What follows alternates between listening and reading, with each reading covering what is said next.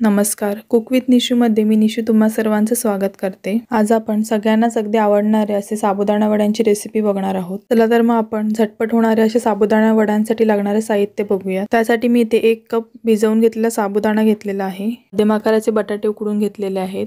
थोडं आलं किसून घेतलं आहे।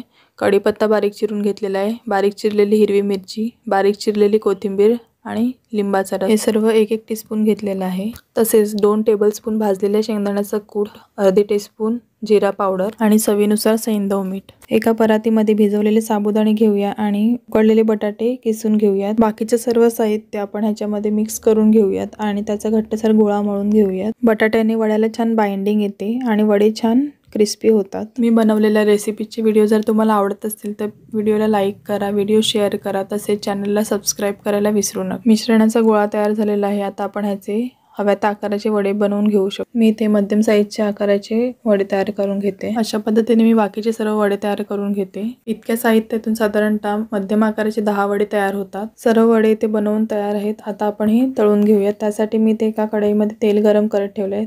तेल गरम झाले की नाही बघण्यासाठी मी इथे थोडंसं मिश्रण टाकून तेल छान गरम झाले। आता आपण त्याच्यामध्ये वडे तळून घेऊयात। वडे तळताना गॅसची फ्लेम मीडियम ठेवायची, म्हणजे वडे छान कुरकुरीत होतात। वडे तेलामध्ये सोडले की ते लगेच पलटायचे नाही, थोडे एका साईडने क्रिस्पी झाले तसं वाटल्यानंतर ते पलटून घ्यायचे। वडे दोन्ही साईडने छान क्रिस्पी होईपर्यंत तळून घ्यायचे आहे। साबुदाणा वडे रेडी आहेत। आता ते आपण काढून घेऊयात आणि दही सोबत सर्व करूयात।